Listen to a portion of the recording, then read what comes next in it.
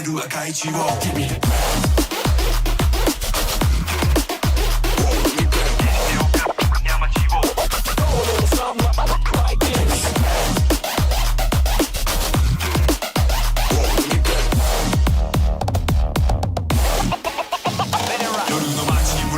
黒い影月の光にさ鋭い羽追ってくるぜ裏の路地まで迫ってくるぜ後ろは壁こっち来るねこっち来るねこっち来るねこっち来るねこっち来るねこっち来るねこっち来るね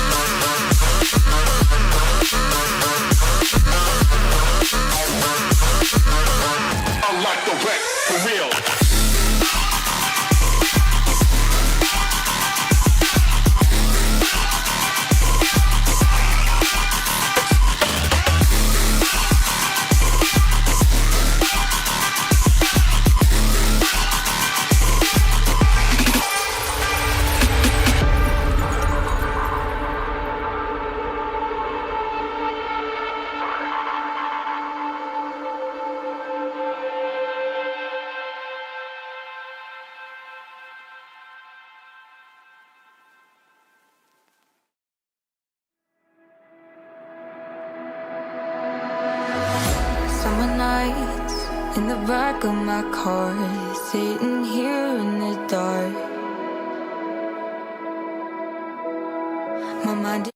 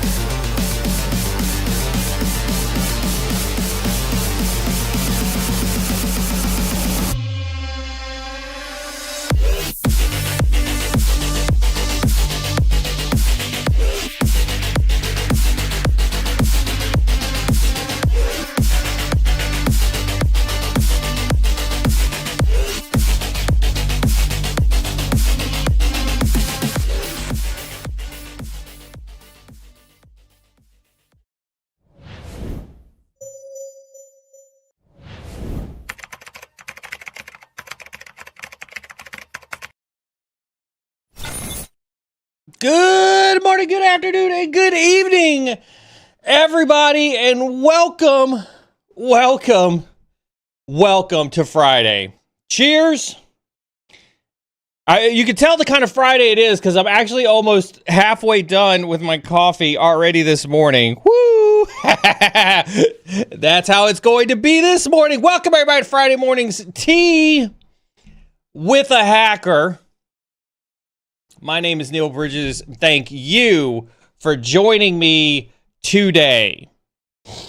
I got a good one for you this morning. Welcome to our Friday morning AMA hack. Wow. Let's try the words again.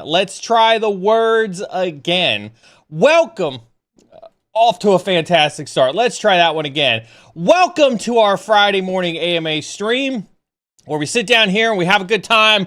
We get on a couple soapboxes and we answer your questions about cybersecurity, golf, cancer, barbecue, whatever, doesn't really matter. We do that for a couple hours here. We kind of chill out and have a good time and welcome in the weekend and say goodbye to the week. Welcome to the place where the points don't matter. That's right. Just like TransUnion security policy, everything's made up and the points don't matter. For those of you paying attention to the news, yet another credit bureau has decided that your data privacy and your personal information is no longer a key business priority.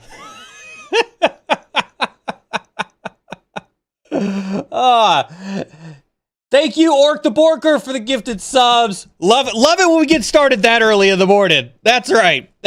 Just like TransUnion and their security privacy policies, it just doesn't matter. If you're new here, thank you so very much. Treasure Train. What? Oh. Nice. So there's a treasure train going. I forgot that Twitch was doing those treasure trains. You could save 35% on 5 or more gifted subs. Look at that.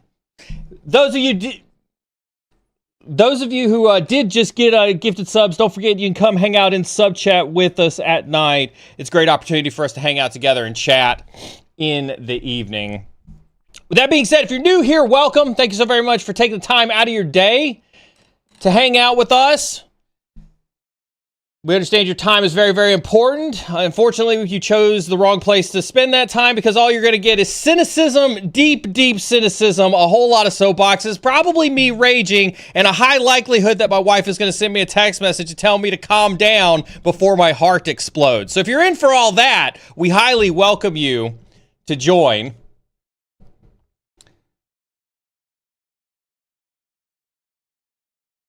I'm so glad to hear that. Thank you very much. So Orc the Borker was in a co-working stream yesterday talking about wanting to learn Python. And we have a 13 video playlist on the YouTube channel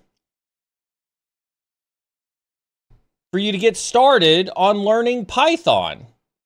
Orc, let us know how it goes. Hopefully that goes well for you, but we found out that, we should probably promote that a little bit more.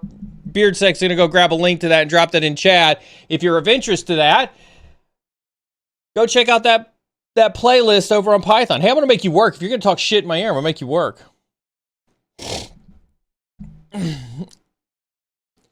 If you're new here, thank you for showing up. If you've been here for a while, if this is not your first cyber insecurity stream, I'm glad to see that you're mentally deranged in the head and enjoy getting completely and totally abused by my sarcasm and cynicism. Welcome back to another Friday. We made it through another week.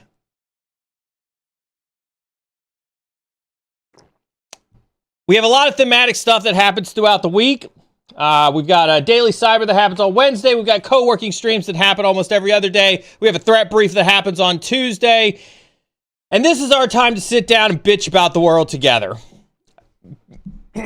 First time chatter, long time caller, absolutely. We are streaming across multiple platforms. Unfortunately, Twitch is a little bit weird about me saying the names of the other platforms. It's like a jealous girlfriend. It just doesn't want to know that you exist. It knows that you exist. It just doesn't want me to acknowledge that you exist. So I promise you that I see you in your other platforms that shall not be named. This is our Friday morning AMA stream, so we do highly encourage questions. This is one of those times where I get to sit down and dedicate a couple hours to sit down with you and answering all your questions about cybersecurity. No matter how trivial, no matter how complicated, not just about cybersecurity, about anything career-wise, job hunting, my life, my former life at the NSA. I don't know if I've ever mentioned it before, but I used to work for the NSA for a number of years. Happy to answer any questions about anything that you've got going on. Otherwise, we'll just sit here and we'll bullshit for a little while. I do have some stuff to talk about this morning, as always. My weekly collection of antics has definitely filled up this week. So you're going to appreciate some of the antics that I have curated for you this morning. But happy to opine upon any other antics, that you happen to have. I have interviewed with David several years ago. I think the last time I interviewed with him was shortly after I got diagnosed with cancer. He texted me he was going to be at Black Hat this year, but I stay away from that shit show as much as possible. So I didn't get a chance to see him in Vegas, when he was there. But he did reach out to me and ask me if I was going to be in Vegas to hook up. But yeah, I've been on David's show several times. So yeah, drop your questions into chat at any point in time. We do have moderators in chat. Moderators do work tirelessly to keep chat free of any racist, sexist, misogynistic, elitist, or otherwise toxic behavior. They have a zero tolerance policy for that inside of chat. So we do ask you to be on your best behavior. Moderators are not here, however, to stifle chat in any way. Moderators are here to make sure that your voice gets heard, which is why we do encourage the questions. Do encourage you to drop those questions at point in time in chat. You can see that they do pop up on screen like they did here. We'll grab the questions, comments, concerns, bitches, gripes, complaints, whatever the case is, and share those for everybody on the stream. Oh, that was... that's right. Thank you very much, Brian. Brian created the exclamation point Python, so you could do the exclamation point Python in chat for that Python playlist. Doc Jade, who has gone on to do some pretty amazing things in his career. He spent some time on our channel, one of our numerous streamers that we had on here a couple years ago. He did a 13-week Python course that he has allowed us to continue to share and promote on the channel. He's a former collegiate instructor, collegiate comp sci instructor. So you're getting Python from a computer science instructor. And guess what, people? It's a course that's for free. You don't have to pay for it. As a matter of fact, it's completely and totally for free. If you felt compelled to, we'd appreciate if you shared it on LinkedIn, drove some traffic to the site, to the channel. That's all we ever ask for is if you find the content useful, share it with your friends. If you don't find the content useful, you can absolutely be just like everybody else who shows up in the comments section of my YouTube video with their troll comments.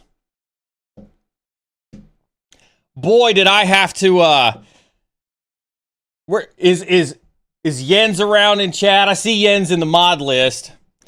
Boy, did we piss some people off this last week. Boy, did we piss some people off this last week.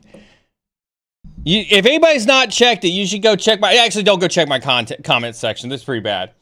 We got some people who got their pretty little feelings hurt from some of the stuff that I said this last week on last week's tea about victimhood and victim mentality and, entitlement. Some people can't handle the hard truths. If you're here, congratulations. You don't mind listening to the hard truth.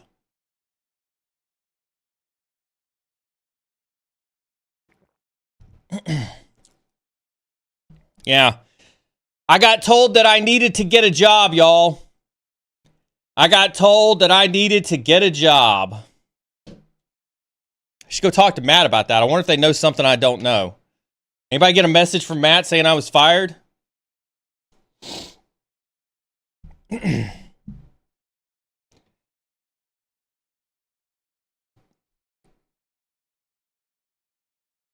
think somebody tried to insult me with a certain president's name. I couldn't figure it out, but they only showed up and used like one word slur on me.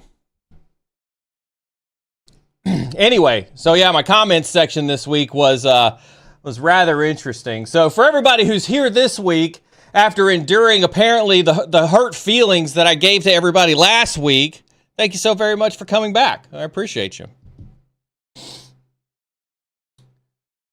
A better job would be nice, but not encouraged.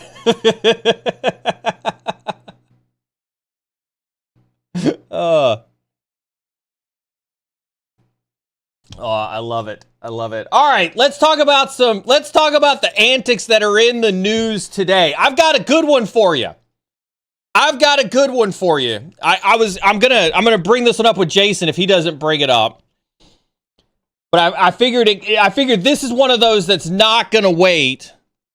And I'll send this over to Brian so he can figure out like how to post this, since I fuck it up all the time. Oh shit, there was an F-bomb. So ESET is a research team. ESET Research discovers prompt lock, the first AI-powered ransomware. There it is, folks. There it is. We have arrived at the first AI-powered ransomware.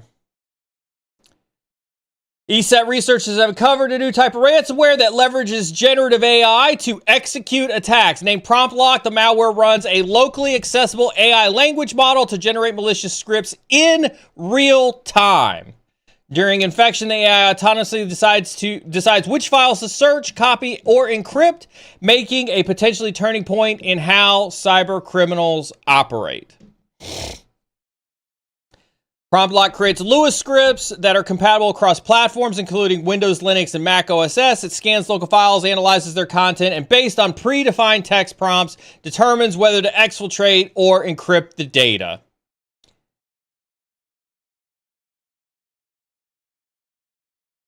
There you are, folks. We have our first generative AI ransomware. It was only a matter of time. It was only a matter of time before this happened, but I think we should all just quit right now. We should all just quit. We're doomed.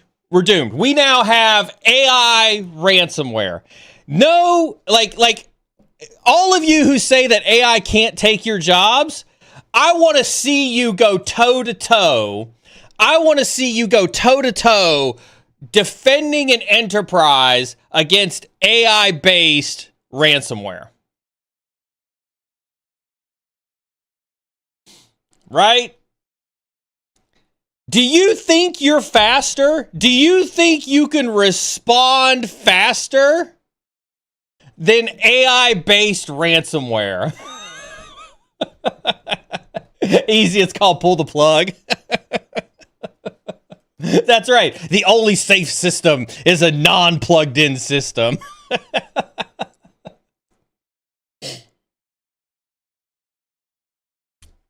Oh, yeah. Air-gapped networks. This is the time to become an AI ransomware prompt engineer. Hey, can we get some of those forums? Can we go out there to some of those forums and see if any of those guys need some prompt engineer folks to work with?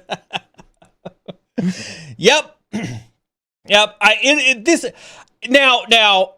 they've discovered it. I don't know that they've seen anybody get popped with it. I'll be interested to see, it's nice to see researchers discover stuff, but at the same time, if we're being slightly pragmatic, we've not heard anybody get popped with it yet, right? So there's that. I think that there's, there's something to be said with the fact that we haven't heard about any actual infections, that have come as a part of this. But, I do think, like, when you're thinking about the impact this could have on cyber, right? This is why Jason and I have been preaching that you've got to get faster. And if speed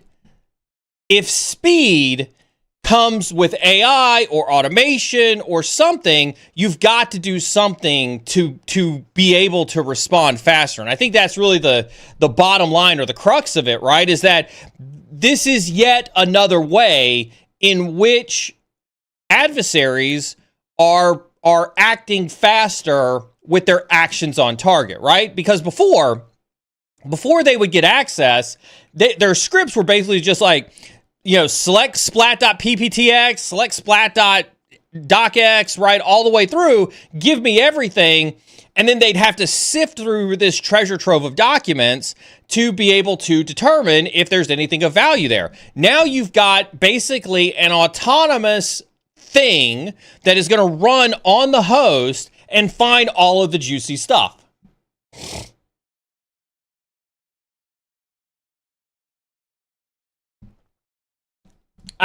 Not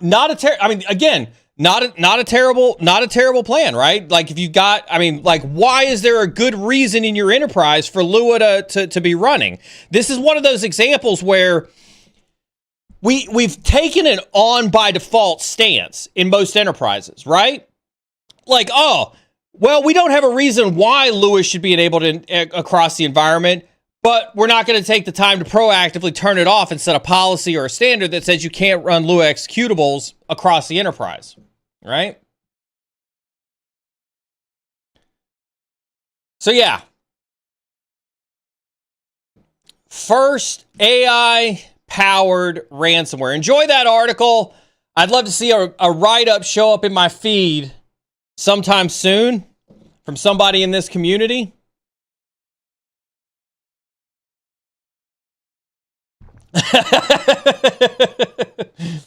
We don't do that here, Sonic. We don't do that here. It is. This is the world we've been in for a while. Right? This might be a hot and hard, giggity take.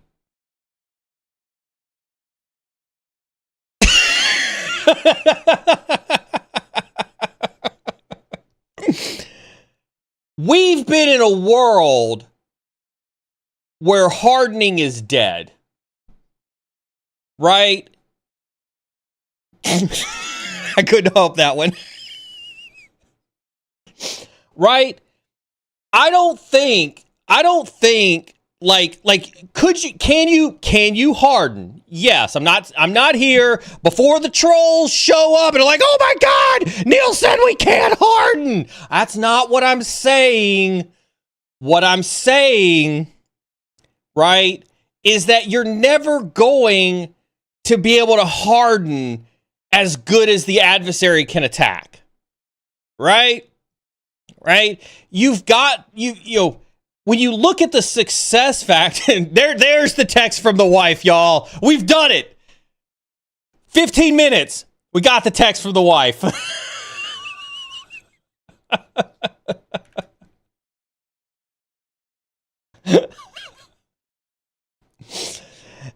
If you look at the success factor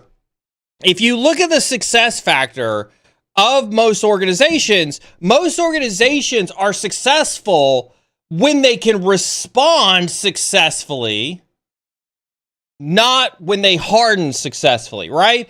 Hardening creates a mentality in an enterprise. And I think this comes back to expectation settings, right? Hardening sets an expectation that you can defeat the adversary. Right? Hardening sets an expectation that you can defeat an adversary. And so if you say, we've hardened this environment,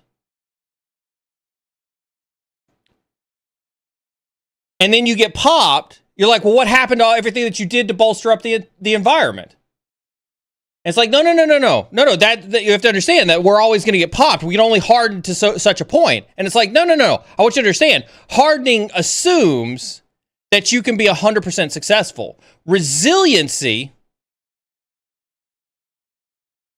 is the metric that most organizations use to define the success of an attack. Hardening is only one layer of defense in depth. Absolutely. Right? You have to be able to respond. Like, I think this, and I think the military really emboldened me about this, right? The quintessential Mike Tyson statement, right? Everybody's got a plan until they get punched in the face, right? Not advocating violence. Don't go punch your leaderships in the face. Not an advocation for violence here, right? But everybody's got a plan until they get punched in the face. And then it's about responding, right? If you wanted a place, like I think you should harden. I think you should harden. But I also think you should spend more time running tabletop exercises, planning for your response, planning for your resiliency, getting your redundancy put in place, responding to the attack in the best way possible, because you're never going to harden in a way that makes you impenetrable at all. I think that's the modern day fallacy. This is also why I think, listen, for my pen testers out there, why is this? Let me talk about this from a pen testing perspective, right? Penetration testing started out with the notion that if I hacked into your organization the same way a hacker would, you could prevent, through defensive actions, that type of penetration. And sure, that probably worked when the attack surface was, you know, I don't want to say minimal, but there were only a handful of ways to get into an organization. In this day and age, there's not a handful of ways to get into an organization. There's an infinite number of ways to get into an organization, right? And when there's an infinite number of ways to get into an organization, it becomes statistically improbable for you to test every single one of those and for you to have a defensive strategy on every single one of those. Right?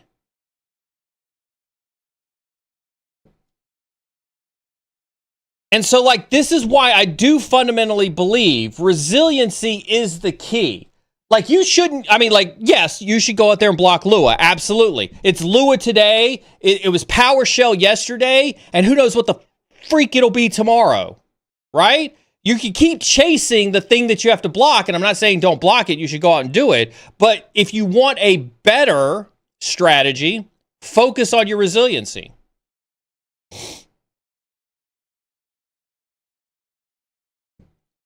Compendium, good to see you. Good to see you.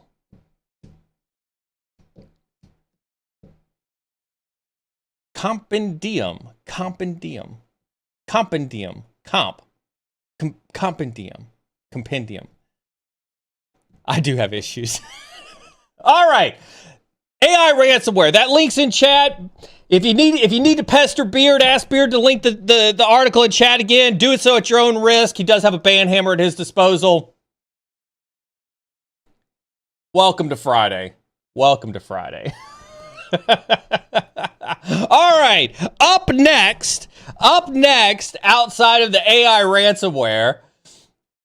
Again, remind everybody, this is our Friday morning AMA stream. While I sit here and bullshit, this is a good opportunity for you to drop your questions, comments into chat. We'll answer them as we get along to them. Let's talk about the next thing, because I've talked to you ad nauseum about how much I love to hang out in Reddit on our recruiting hell. I found one, y'all. You're going to love this one. A recruiter told me if your resume is 100% ATS match, we skip it. So there you are, folks. Now you're at the mercy of the ATS or the automatic targeting system or the automatic denial system or the automatic, like, you don't deserve this job system, whatever you want to call it. You're told to tailor your resume to match the job description so you have a likelihood of making it through the ATS. But if you make it through the ATS at 100% match, you now don't even get looked at for that. Congratulations, we are at resume inception. You've got to be just good enough to get through the ATS, but you can't be 100%. You can't be 100%.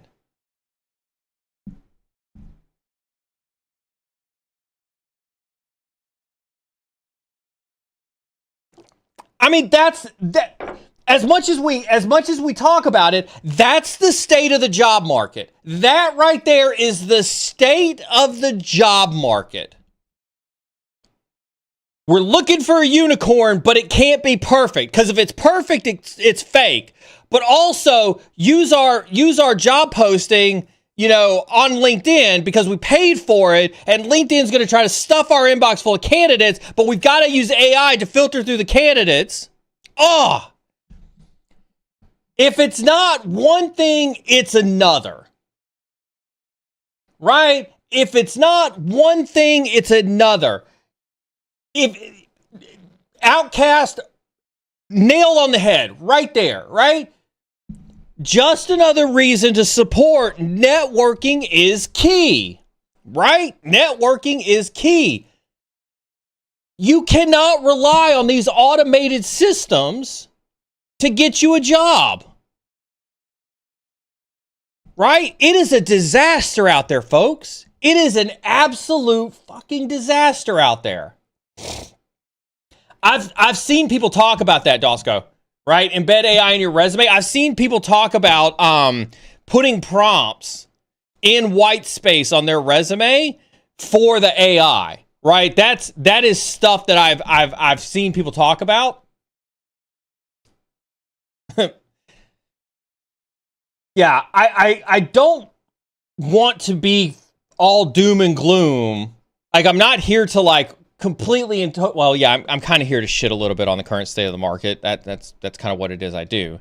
But at the same time, like I want you to understand, those people that you talk to, whether they're recruiters or influencers or resume scammers or whatever the case is. By the way, we have tons of free resources on our website. Right? If you're not aware of it, go to cybersecurity.tv. Right? We have tons of free resume resources. We have tons of free LinkedIn resources. You do not need to pay anybody. You do not need to pay anybody for resume services. Please don't. Please don't. Come see me.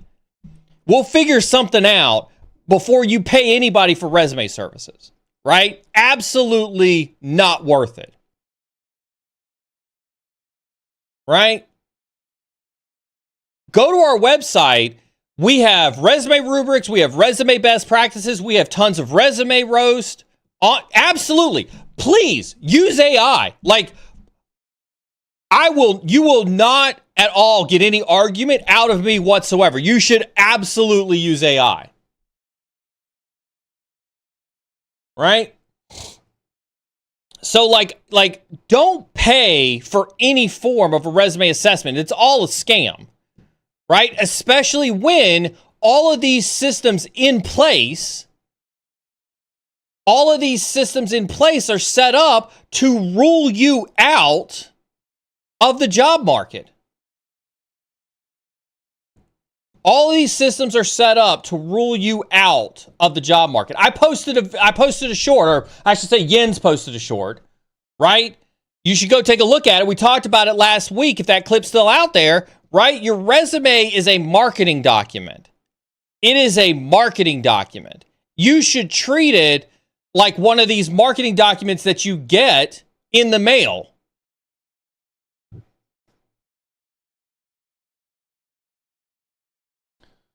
Right? But at the end of the day, it is your network that is going to help you get a job, not blindly posting on LinkedIn.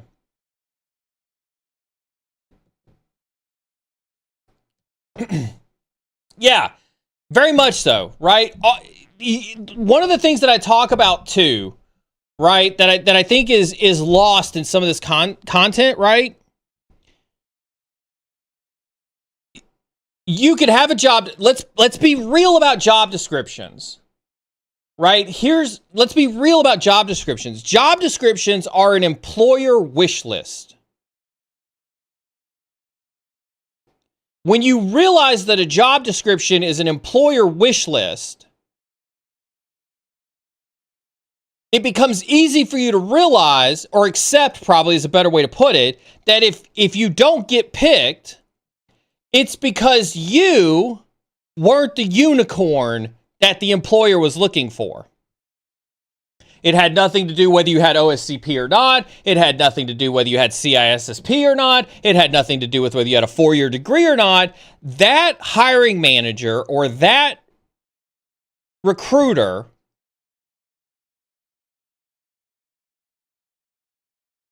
has an image in their head of who they want. And it's not based on whatever's on your piece of paper. It's based on what's in their head. And if you don't look like what they, and I don't mean this from a discrimination perspective, if you don't look like on a piece of paper what they think the perfect candidate looks like, you're not going to get a call. But that has nothing to do with anything you could have done.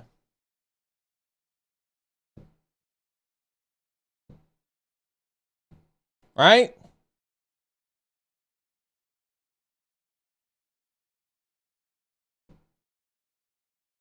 Some people take denials. Listen, some people take denials a little too personally.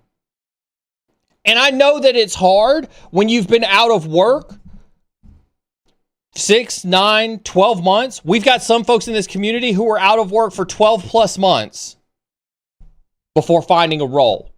And I've spent time with them, and a lot of that time was actually spent making sure they were mentally okay, because being out of work for that long can fuck with you. I get it. It can. I absolutely get it. Right? But it's not personal. It's not personal. They're looking for a unicorn. They have a unicorn vision of who they want to hire, and you just might not be it. And that's not personal. That's just business. I know that doesn't console you. It doesn't pay the bills. It doesn't help you solve the roof over your head faster, but it does help you realize, right? It does help you realize that it's not you. It's not personal. This is the opposite of the job market that we talked about when we first started streaming years ago.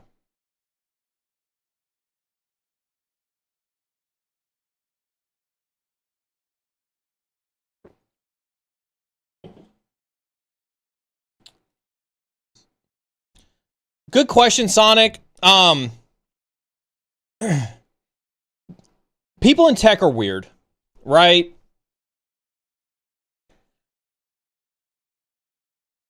This is probably going to ruffle some feathers. Yeah, this is probably going to ruffle some feathers, right? There's a lot of potential reasons why they stay unemployed. They could legitimately be, right? They could legitimately be overqualified. I've consulted with a couple of mentees. He usually listens in over one of the platforms that shall not be named. He'll know who I'm talking about if he hears me, right?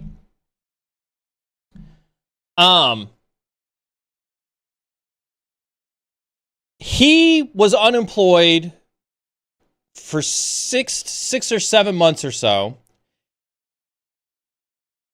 And he tried to apply. Now, when he worked for me, he was a director. Right? When I was leading the security org at one of the companies I was at before, he was a director working for me. He tried to apply for a help desk. He just needed to get the bills paid. And that is harder. Like, I don't think you realize just how hard that is. If you're a director trying to apply for a help desk role because you got bills to pay, that hiring manager doesn't want you. Like, I know that may be a hard concept for some of you to understand, but most hiring managers won't hire a director for a help desk role. There's a lot of reasons for that, right? One of those reasons is if I hire a director for a help desk role, I know that he is going to leave as soon as the market picks up and there's a director role out there. You know it's going to happen, right? Nobody says, I'm done being a director. I want to go back to getting shit on in the help desk. Nobody says that. Nobody says that.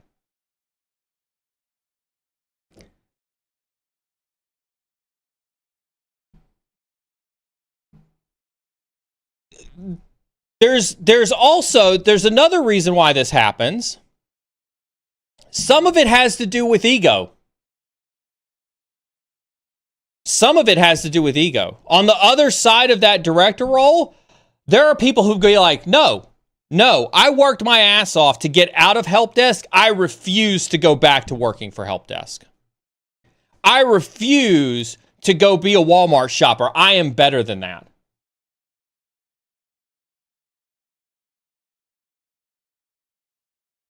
Right? There is a ton of people who allow their ego. Some people haven't. Some people don't have the discipline or the humility to know when that they need to take a change to put a roof over their head.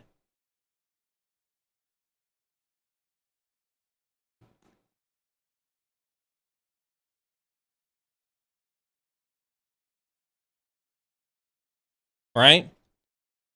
There are just some people who refuse to be humble enough to take a role to put a roof over their head.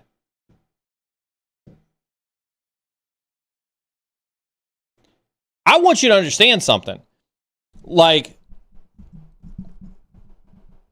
we, and I say Carmen and I, from a family perspective, we have a disaster recovery plan whereby if shit hits the fan at Query, it's not, let me preface this, or no point in time is anything going to happen, but we have a disaster recovery plan that if shit hits the fan at Query, you damn right, I'm not afraid to go get in the car and go do some door dashing.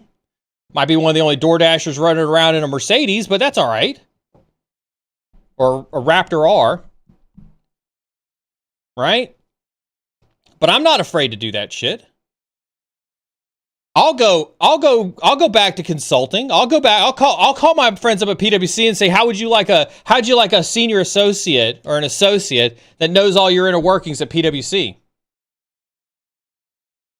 Right? Exactly. HackerOne. I'll go right back to activating my HackerOne profile, and I'll go right back to doing bug bounties. Right? I'm not afraid to suck whatever dirt has to be sucked to make sure that we get our bills paid and we get a roof over our head. So there are just some people, when this comment comes up, that I think just aren't humble enough or have enough humility, and they'll choose to stay unemployed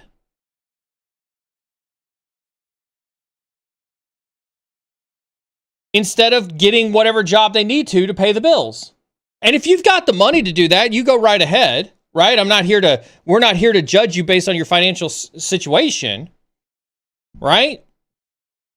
There are some people who, when they get laid off, and I've mentioned this before, in BFE, Utah, wherever, and somebody's like, I got a job for you, but you got to move to Dallas or to Austin or to New York or to Atlanta. They're like, nope, I'm staying in Utah. And I'm not talking about people who've got like crazy family conditions or their grandmothers, on their deathbed. I'm not talking about people like that. I'm talking about perfectly capable people who just absolutely refuse. They've been unemployed for 6 months.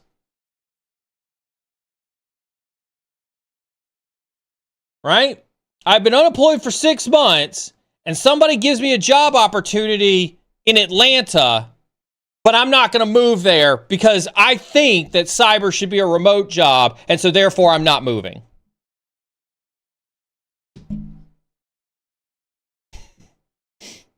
That's why I said it, because it was Atlanta. Right? And listen, maybe it's because I came up through the military. This comment gets more shit in my DMs and in the comment section. This one got a lot of shit on TikTok. TikTok was not happy when I said this, right? But maybe it's because I came up in the military. I was in the military. I don't know if you guys knew this, but I worked for the NSA for 7 years. You know, maybe it's because I spent so much time in the military. I'm used to having to move for a job. Like when the military says, hey, cool, we need you in this state. Give me my orders. I'm ready to move. Right?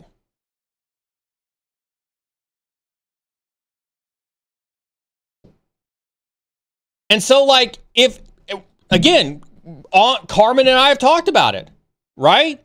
We know, we are realists.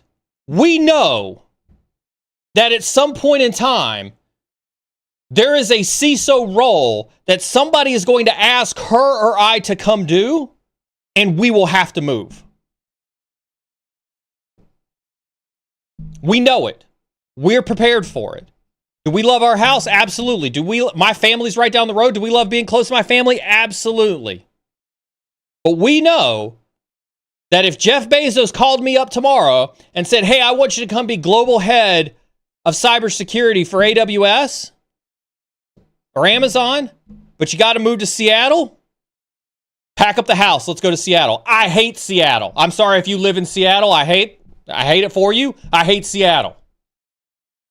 Right?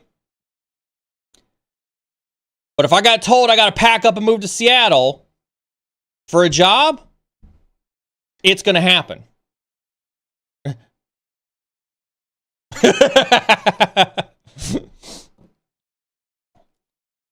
Right? My golf game would go to shit, right? Golfing's terrible up in Seattle. I know that. Right?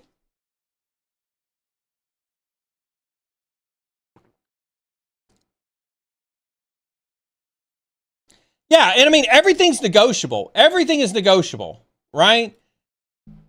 And it's not to say that I wouldn't try to negotiate. It's not to say that I wouldn't try to work through the scenario. Like there's ways that you can navigate this conversation. I'm not here to say that this conversation is unnavigatable,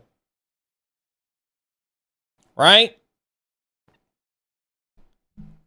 Joe Hudson showing up. I love Joe.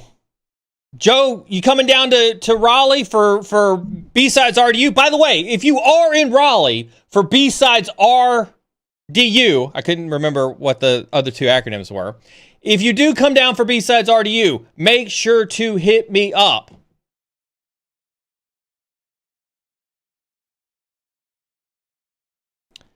Love this comment here. I think that cyber should be a remote job. What one person thinks is irrelevant. The market decides if our roles are remote or not. Absolutely. Absolutely. You don't get a say in it. And this gets back to what I said last week, right? This gets back to what I said last week. Set your expectations appropriately. Most of the hate that I got last week was because I called people out for their inappropriate expectations. Right? They're inappropriate expectations. All right. I had another one here. We touched on this one a little bit. This one's another one from our recruiting hell. I used to think if I send enough apps, I'll get an interview eventually. In this job market, that is proven false. Unfortunately, let's see, where is it? Rule of thumb. This one was a good tip and trick on how to leverage LinkedIn, right? This one I thought was a good tip and trick on how to leverage LinkedIn, right? Rule of thumb. If the job has over 200 applicants, I only apply if I'm a great fit. If I'm a good fit, move on at less than 150. My theory is that if you have fewer people to compete with to get an interview, then theoretically fewer qualified candidates to interview against since the pool is smaller. So basically trying to play the numbers game, right? If you look at a job and you see 10,000 people have applied to the job, don't apply for the job. right? Don't apply for the job. Really kind of focused in on, looking at the numbers for the roles and focus in on that. By default, LinkedIn sorts jobs by most relevant. Switch this to most recent. I thought that was worth mentioning. I'm not sure if that's common knowledge for people, so I'll say that. Search by most recent. Use the under 10 applicants filter to find great jobs that are still early. And then the last one, and we've talked about this one here on stream before, which is apply to non-promoted jobs. There aren't many, but they do exist. They do exist. And listen, if an employer is promoting a job, it is in LinkedIn's best interest to get that job in front of as many people as possible.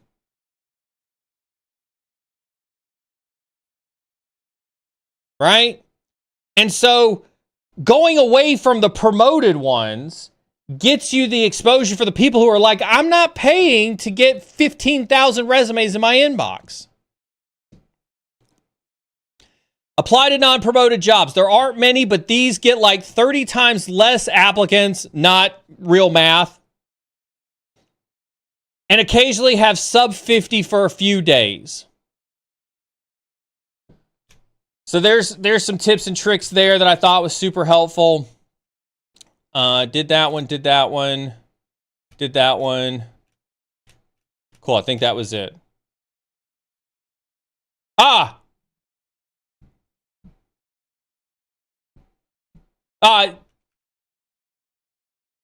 right. So I got two more, and then we'll go to questions. So get your questions into chat. We'll hit a couple more, and then we'll roll over to questions, right? So this one was a story. This was a story that I thought I would share. Again, when we talk about how bad the job market is, this one was in computer science career questions here, right? This individual says they were 5 years at Microsoft directly out of college. Been a few months and I haven't received any offers, right? Interviews seemed to go well, made it to several final rounds. I got to the point where multiple interviewers told me they would start using some of my methods in their own work, and then I get ghosted. The only interviews I've gotten were from recruiters reaching out. Does anyone know what could help me here? U.S. citizen, no sponsorship concerns, yada, yada, yada, yada. Also willing to relocate. And the number one comment, and this is what I tell you guys here all the time as well, right? If you're getting into final rounds with good responses, it really honestly just a numbers game. Getting that far, they did like you, but they went with someone else for reasons completely out of your hands. Right? And I know that that's a hard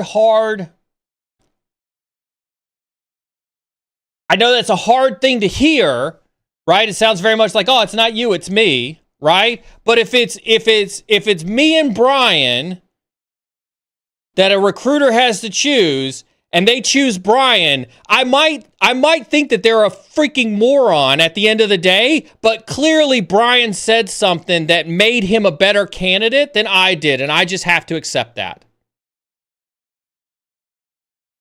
Right? I might just have to accept that. The system isn't fair. It may have been the beard. It may very well have been the beard. I may have to grow a nice, luscious, dark beard to be employable. And I have to choose if I want employment enough to grow that rat-infested monstrosity on my face.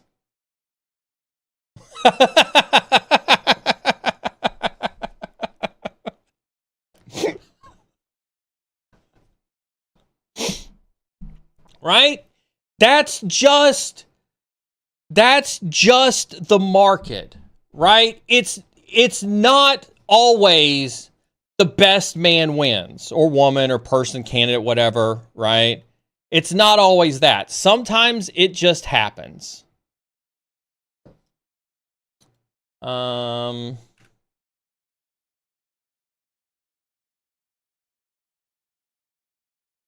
Yeah. That's it, folks. That's it for your daily dose of what's happening in the world.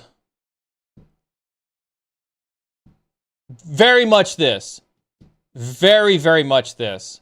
I wish I knew why we teach this, but you're 100% right. You're 100% right.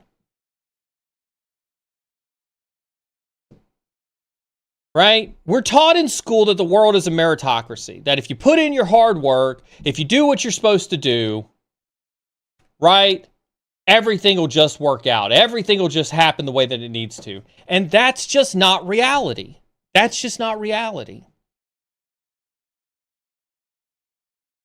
They may have asked Beard and I what we think about Dungeons and Dragons, and I went, you know, it's all right. I played it when I was younger, but kind of grew out of it.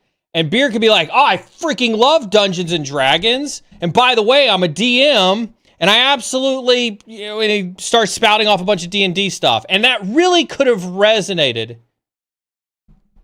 Holy shit. We have a $100 super chat over on a platform that shall not be named. Actually, I'm gonna shout this one out just because, and I'll dare Twitch to take away my partnership. Right? Thank you, John V over on YouTube for the $100 super chat. I have to hire / turn down amazingly talented people. It always comes down to one or maybe two things at max that edge one person above another. Thank you very, very much. Can we show that one on screen? Yeah, let's show that one on screen. Yeah.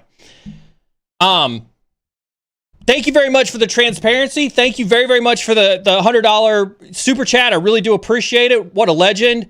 You're absolutely right. Thank you very much for sharing that with everybody here. It's only one or two things that edge out a person over another. Right? Culture fit, right? Personality types. Don't take it personally. Move on. Your job will come. Your job will come.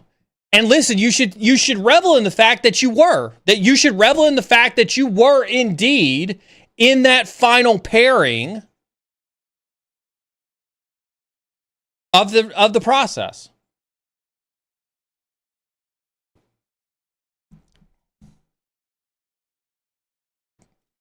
I like this suggestion. What about adjusting the time posted to hours instead of 24 hours? Possibly. No, I haven't seen anything about that.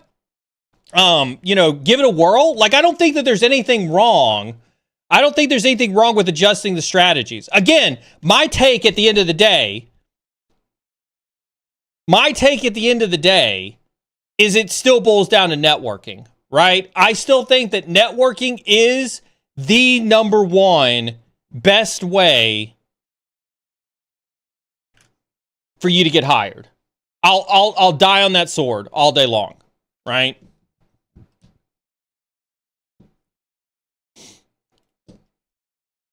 And there was somebody. Listen, I do want to talk about one of the comments that did show up in YouTube was actually about that introvert extrovert, you know, kind of mentality, right? Somebody showed up in my YouTube comments and they were like, but Neal, extroverts need to understand and appreciate how challenging it is for introverts to network, and they should make accommodations for that. And I empathize with introverts. Believe it or not,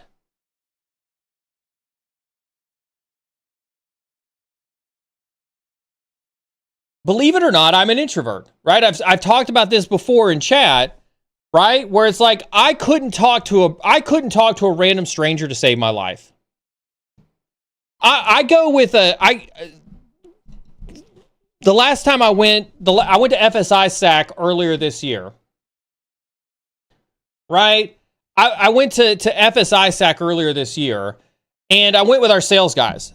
So it was me and two of our sales guys. And I walked with them because they wanted me to walk, with them. Just in case they had any like super technical conversations or anything like that. And I watched these guys spin up conversations out of thin air with people that they didn't know. And I kid you not, chat, I am 100% honest with you when I tell you that I watched them in awe spin up conversations out of thin air with people that they didn't know and talk to them. So I empathize with you introverts because I can't do that. I can't walk up to somebody at a conference that I don't know and just start having a conversation with them, which is why also, I think it's funny when everybody's like, oh, I'm going to go to Black Hat and DEF CON to network, but I'm an introvert. Cool story, bro. Cool story. Right? So I empathize with the introverts, but at the same time, right? It is a practice, right? It is a skill. You just have to practice it. You do have to realize that if you can't do it, if you don't do it, you're going to struggle in this job economy, right? And I get that. I understand that. I do empathize with you, but it is a skill that you do need to practice. Honestly, Callie, like it's easier for me to be a social engineer than it is for me to, for some reason, I can put on the hat of a social engineer. I can put on the hat of an instructor. I can put on the hat of a conference speaker. I can put on that hat all day long. But you put me on the floor at a conference and you want me to just like start talking to people at a conference and then like creating a conversation out of thin air? Nah.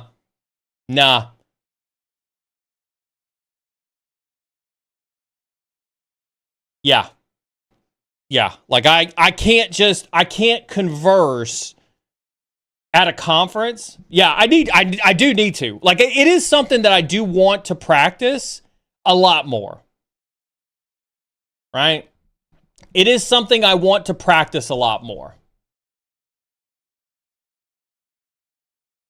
It does. Like the introvertedness, there's lots of conversation.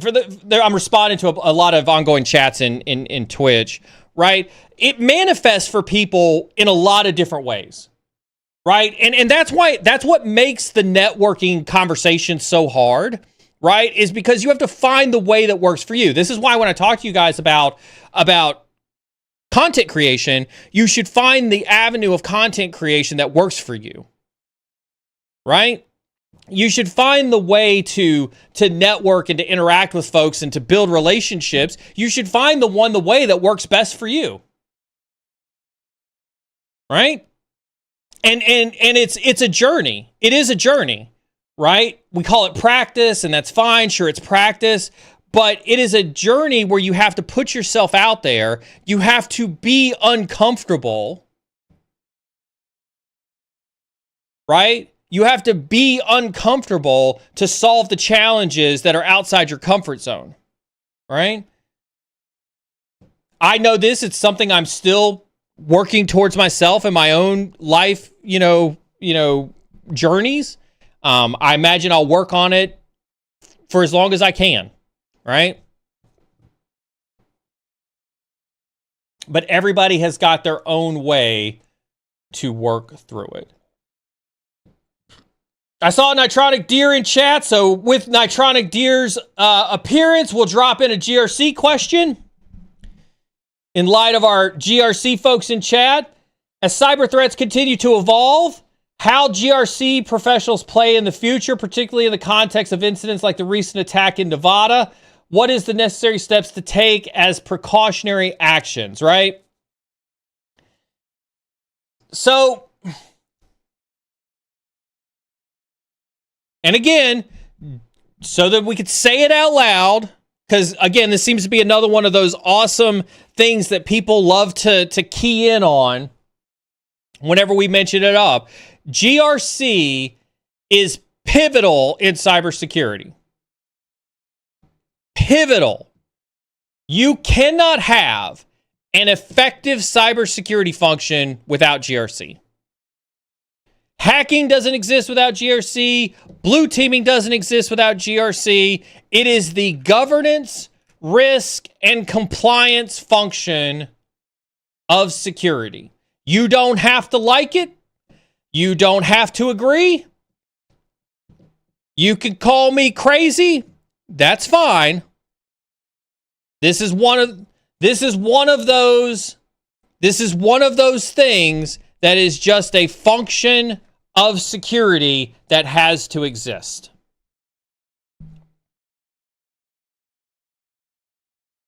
Right? They are people, they are security people, they are security practitioners, just like the most seasoned technical person. Just like the most seasoned technical person, GRC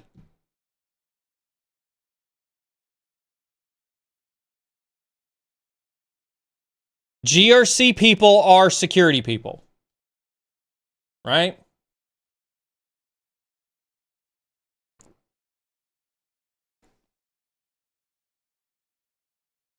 With that being said,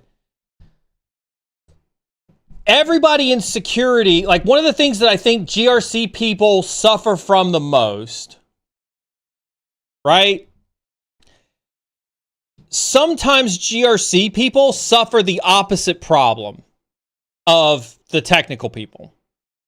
Sometimes GRC people don't pay enough attention to how cyber threats evolve.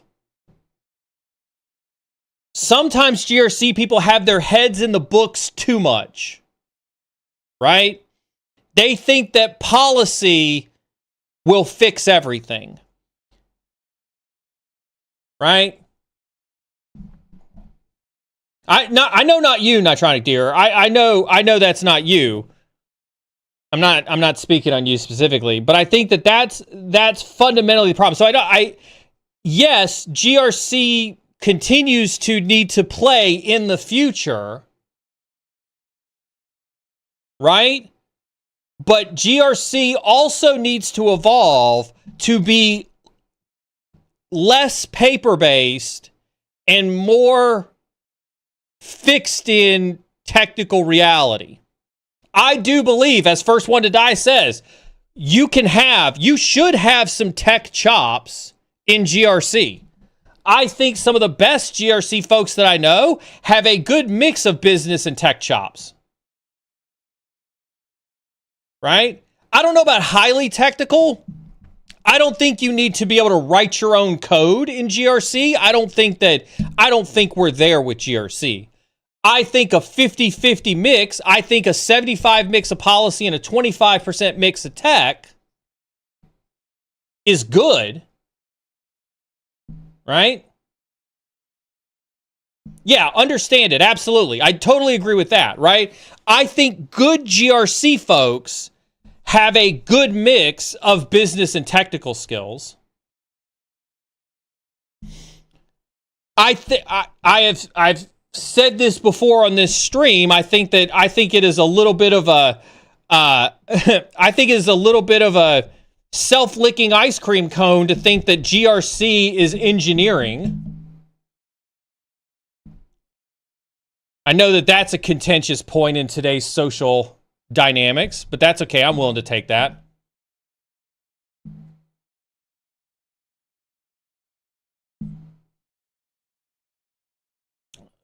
most you've spoken to don't have tech skills fix it.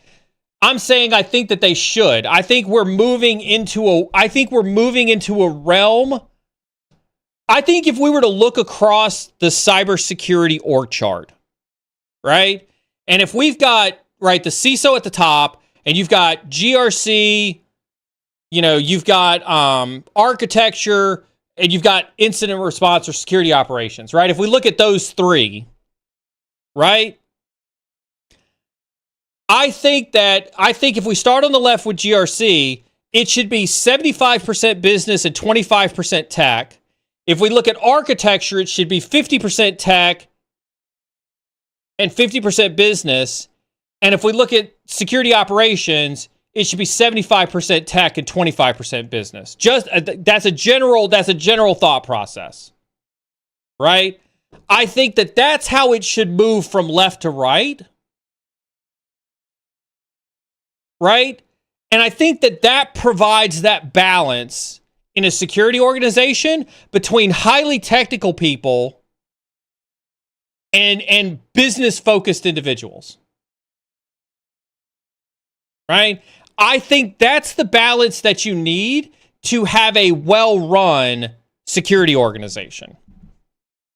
Obviously, there's exceptions to the rules. I think that there's other principles and factors that play in it. But if we simply focus on GRC, architecture, and SecOps, I think that is a good split between those three areas of responsibility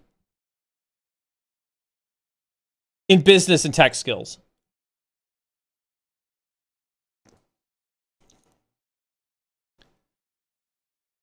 In terms of your question on precautionary actions, education, right? One of the biggest limiting factors that we have to success in a cybersecurity organization is actually buy-in from the business. If you went to a business leader, if you went to the head of manufacturing, if you went to the VP of manufacturing and said, I can save you $10 million a year in regulatory fines if you simply put a firewall in front of your manufacturing sites, I would be hard-pressed to believe that there isn't a business leader in the world that would say no to that. But instead, what we do is we go tell people that you can't have your manufacturing site directly connected to the corporate internet, and you should put a firewall in there because y'all hackers. That's what we say. That's what we say to them. And so we have a communication problem in business. Right? We have a communication problem in business that prevents us from conveying the necessary things to make cybersecurity successful in an org. And so if you're looking for precautionary actions, I have a fundamental belief that the best precautionary action that you can do as a GRC professional is build relationships with the business. So that as new risk come into the world, as new tech hits the world, you can have real conversations with the business that actually resonate and make things happen. I think that's where our unsuccesses come from. Our unsuccesses come from our inability to communicate the importance of cyber. And I've said this before on stream, and I'll say it again. We seem to think that everybody cares about hackers the same way we care about hackers. And that's just not the truth. Nor should they. I think, listen, if you hear my voice, and you think that a business should care about hackers the same way you do, you're the problem in cybersecurity. You're the problem. You don't have to like that, right? You don't have to like that. But cybersecurity is about enabling the business to take risk. And you know what the business needs to do to make money? they need to take risk. And you like a paycheck, don't you? Well, if you like a paycheck, the business has got to make money.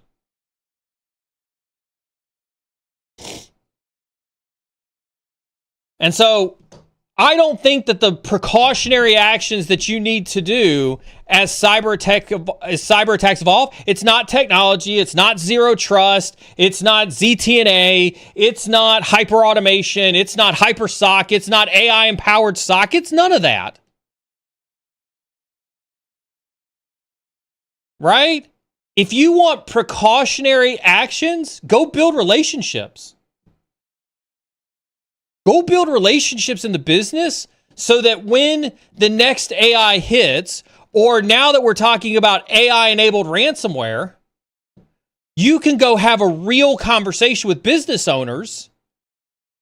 How many of you, if you're in a position to do so, can honestly say that you've got a good enough relationship with business owners that you go brief them monthly on cyber threats?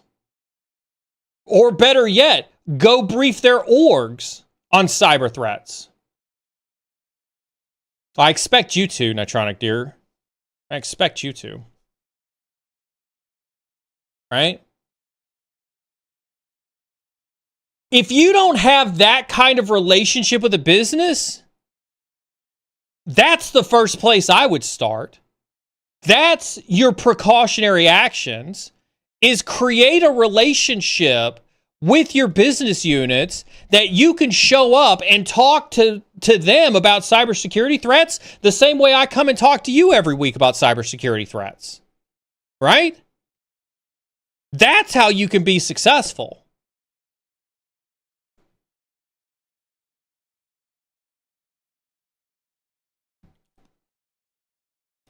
I don't think this is a tech problem. I don't think this is a tech problem. I don't know if we've talked about this before, so I'll bring this into the conversation, right? Anybody ever heard the saying like people, process, and technology? Right? People, process, technology. Right? It's the three legs of the stool that support almost every security business case. You can solve security through solving for people, solving for process, or solving for technology. But one of the things that gets overlooked is we talk about it in people, process, technology, right? Because usually you want to solve the people first, you want to solve the process next, and then after those two, then you can solve the technology. Most people rush to solve cybersecurity by trying to address the technology aspect of it first, instead of focusing on the people in the process. And that's why when I hear people say, "What can I do as precautionary actions?" Have you worked on your people? Have you worked through your process? And then if you've done both of those, have you gone to technology? Exactly. Beardset coming in with the clutch comment, right? How has technology helped stop people from giving up credentials over the phone? It hasn't. Right? You can't tech your way out of people and bad practices. And so if you're looking for something to be done, this is a great takeaway, right? If you're looking for something to be done, have you focused on the people? Have you focused on the process? And then you can look at the technology. MFA with a token helps, but are you telling me that there's never been a case where people with MFA have been bypassed? Exactly. Like, I'm not here to knock MFA. I think MFA is a fantastic tool, but unless, nothing has... absolutely. And again, you're 1,000% right. You're 1,000% right. It helps. Technology helps, but it needs to come as the third leg of focusing on people and process. Everything helps. It's just some things help more.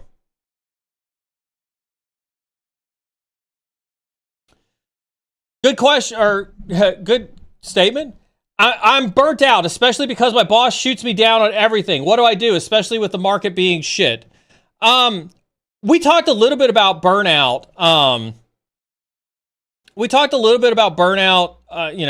I think last week or 2 weeks ago with Jason, when Jason was on the stream. There's lots of thoughts about burnout.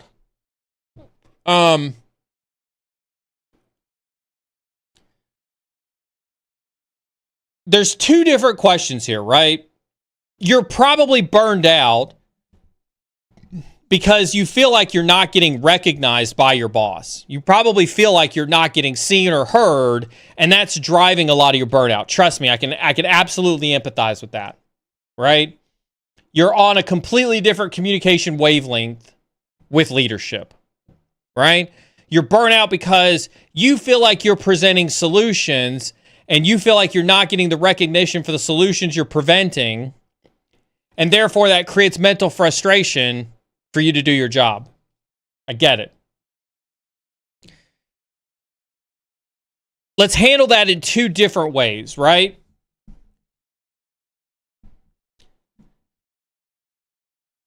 Let's handle the non-emotional side of it first, right? Have you ever stopped to think about maybe you're failing to communicate appropriately with the target audience?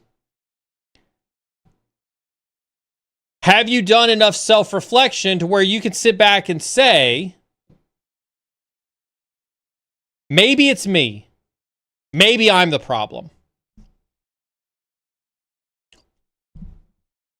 I see this a lot when I talk to people, right? This is one of those hard conversations, right? Where it's like, hey, my boss where's Sonic at? Sonic, didn't we have this conversation?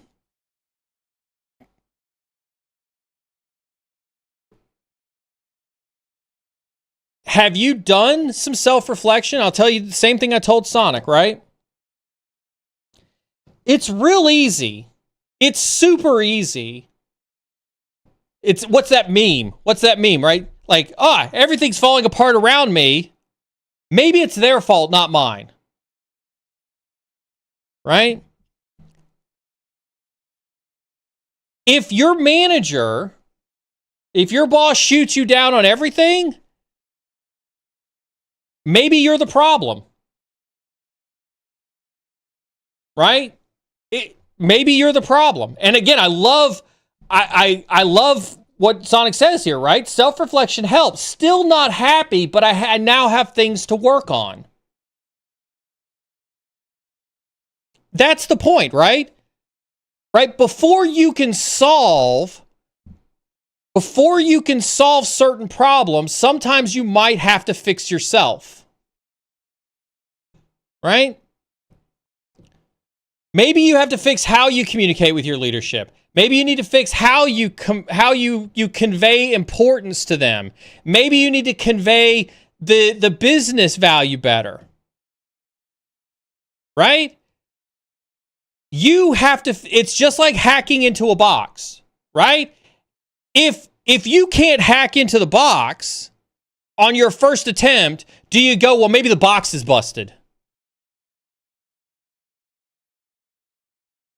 Right? You don't do that. You're like, well, maybe I used the wrong exploit. Maybe I misread the Nmap scans. Maybe I didn't send the right pretext with this social engineering campaign. Right?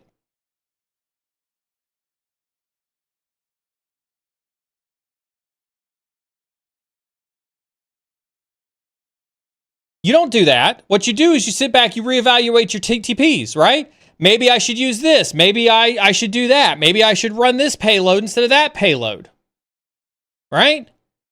Sometimes we're so quick to do that with technical problems, but we don't do it with human problems.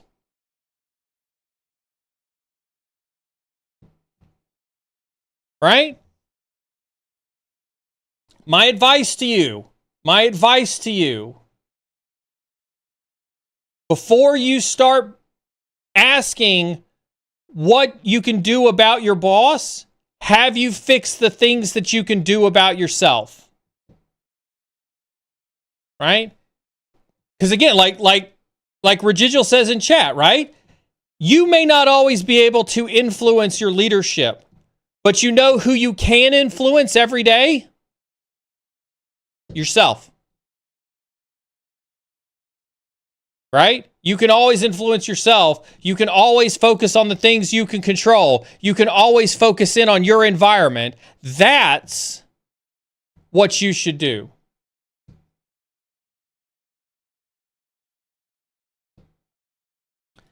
Speaking of Residual, my first conference presentation is in 30 days. Any advice? Don't envision the audience naked.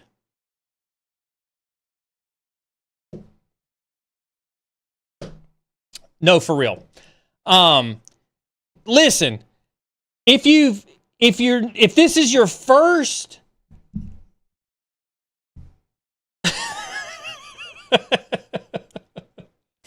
if this is your first time presenting in front of a big audience, here's what I'll tell you.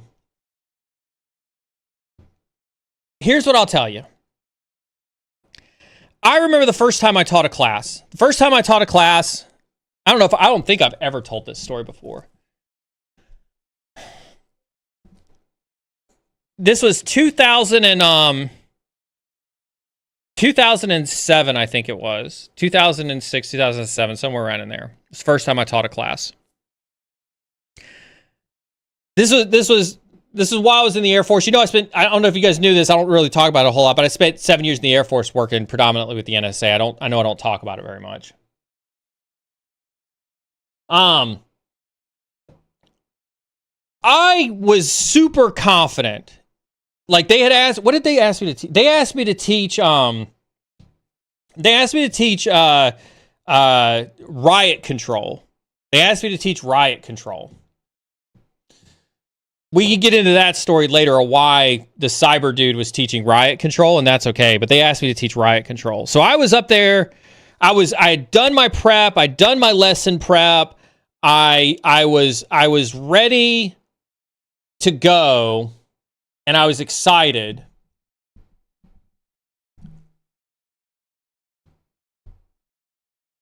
And I get up in the front of the class, and I shit you not, chat, I stood in the front of the class and I froze.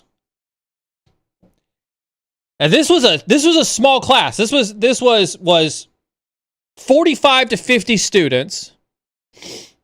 I had been preparing for it. I had done a murder board and everything else. And I got up in front of the classroom, and these were my peers, right? These were people in my squadron. So they weren't even complete and total strangers. They were in my squadron.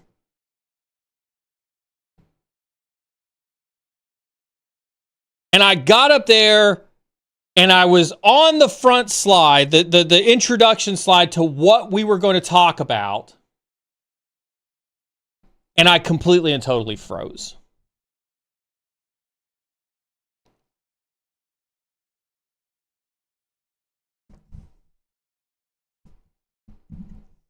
For those who need explanation on a murder board is you have a small group of your peers, your closer peers, who act like the absolute worst students in the entire world. And you know who you are. If you're in chat, you know who you are. Well, Neal, what about this? What about that? Well, but you said this, but then there's that. Well, did you really mean this? Well, when I was doing this thing over here in this space, I was an expert over here, so this is what I did, and you should do that. Right? imagine the worst students in the world. You're sitting in front of them, getting peppered with the worst student experience of your life. And it's to put you under pressure so that you don't crumble when you go teach your first class. And so I had successfully passed the murder board of my peers acting like complete and total jackasses just fine. And then I get in front of a room full of students for the first time and absolutely freeze.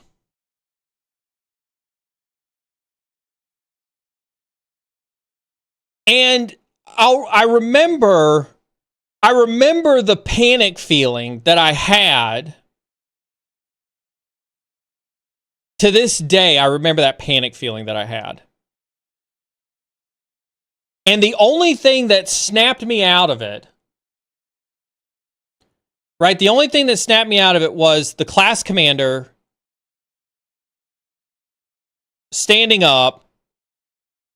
And the room was dead silent, right? The room was dead silent when this happened. The class commander stood up and said, and this is like, I was an E3 when this happened, so I was an airman, and the class commander was a colonel. And he stood up and he said, this is a colonel. He didn't have to do this. He stood up and said, Airman Bridges, I just want you to know that I'm super excited to be in this class. I've looked forward to this lesson the entire week. Thank you so much for taking your expertise and teaching all of us how to be safer out there in the field.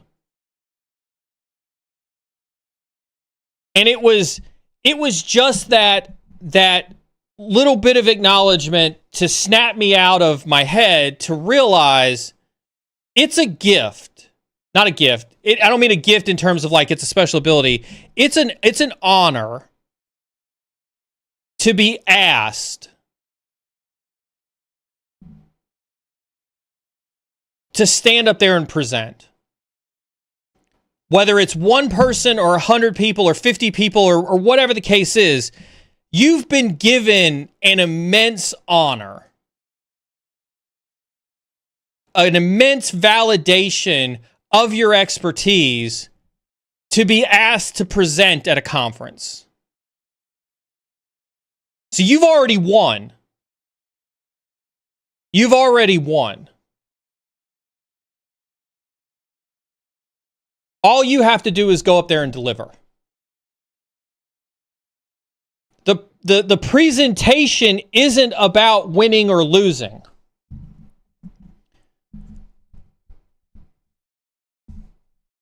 The presentation is about executing on something you've already won. And just go in there with that level of confidence. So let me say to you, Residual, I appreciate that you're taking the time out of your day to present at a conference. And it means the world to me that you're giving your expertise over to a room full of people. And thank you so much for doing that.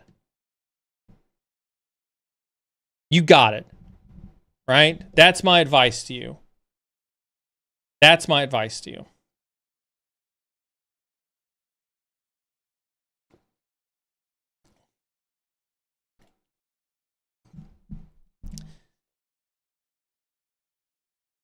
Teaching is incredibly rewarding. Let me tell you right now, like, my dad was a teacher. I've taught. Teaching is incredibly rewarding.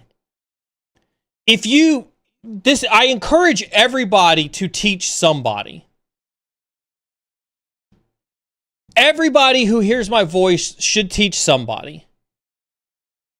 Whether it's one-on-one, whether it's in a classroom, whatever the case is, everybody should teach somebody something.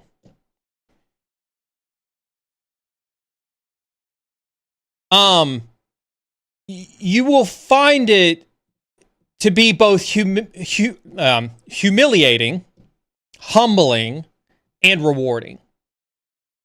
Right?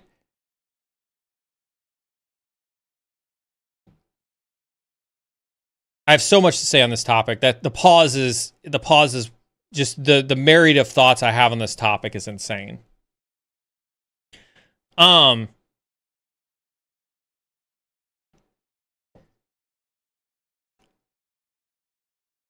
let's take a concept, right? Let's take something easy like Nmap, right? Let's take something easy like Nmap, right?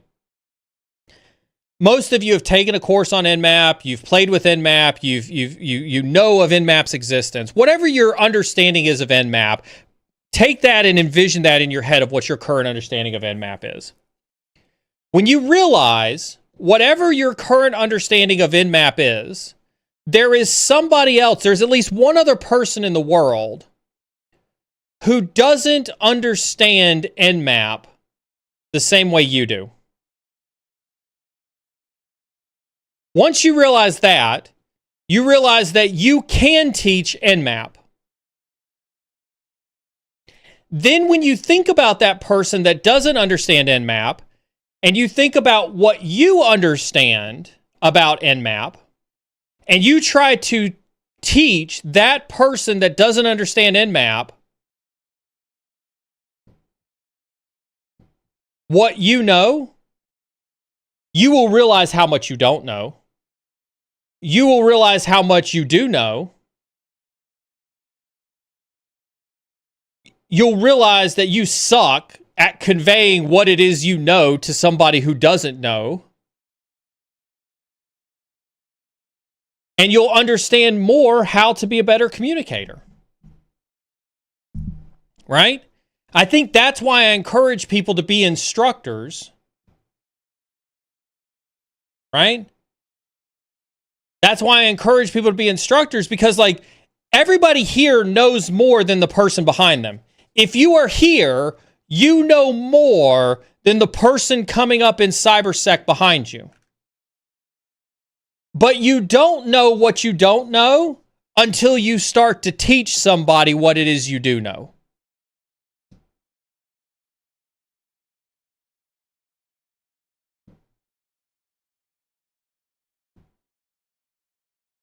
And so like and then when you get that, like one of the things for me, and Sonic kind of hits on this, right? The rewarding part of instructing comes from the aha moments. Hands down. It is the aha moments that make instruction. And I know I've told this story on stream before, right? Where I talked about me knife handing a captain, in a Humvee, right? You get that aha moment where they're like, "Oh shit, I learned something."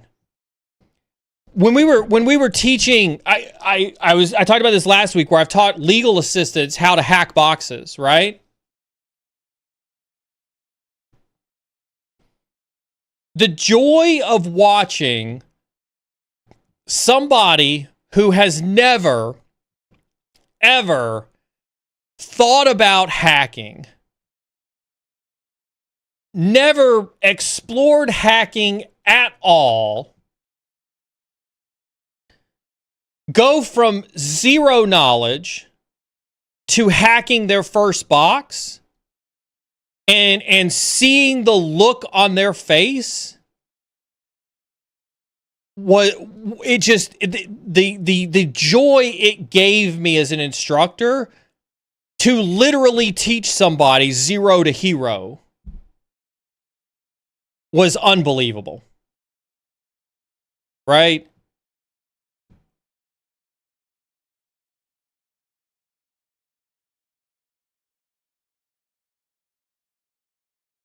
To that point, what's your suggestion for getting a lunch and learn type of thing going? I feel like my org could benefit from that.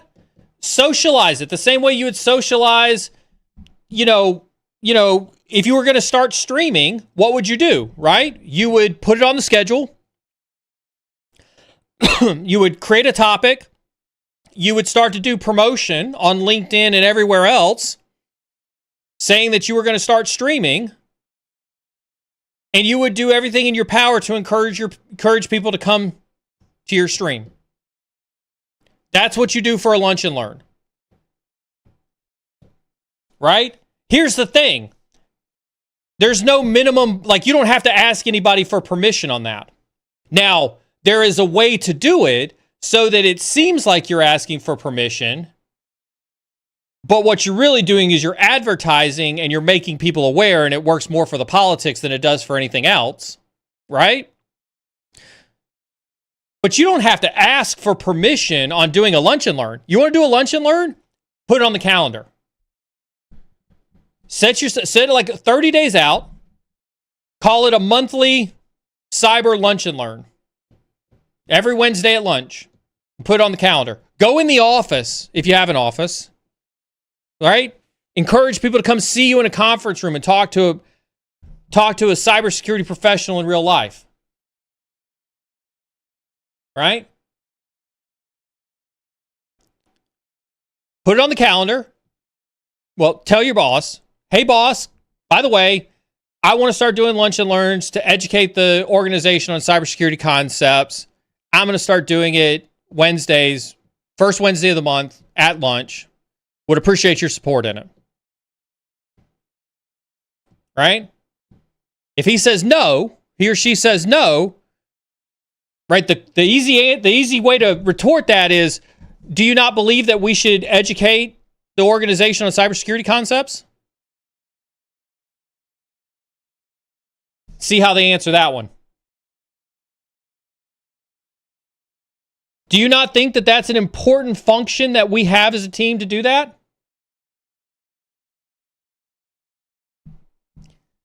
I'd love to see the response to that email, Sonic, when you ask that question. But anyway, you put it on the calendar, and then you start to socialize it. Hey, boss, would really like your backing on this. I'm going to send an email to my peers. I'd appreciate it if I copied you on it for you to send it to your peers. I'd appreciate if you could tell the CISO about it. I'd ask the CISO to send it to their peers. Right?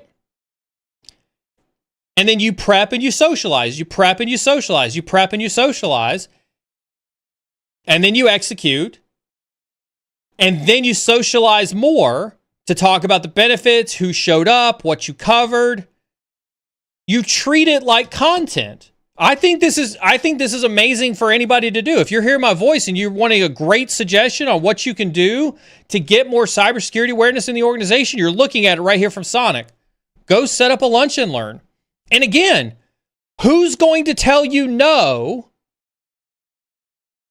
Who's going to tell you no? And then when you ask them, do you not believe that it is important for us to educate the enterprise on cybersecurity concepts? Record that answer in email. Right? Record that answer in email. That can make for a nice letter sometime to have in your back pocket.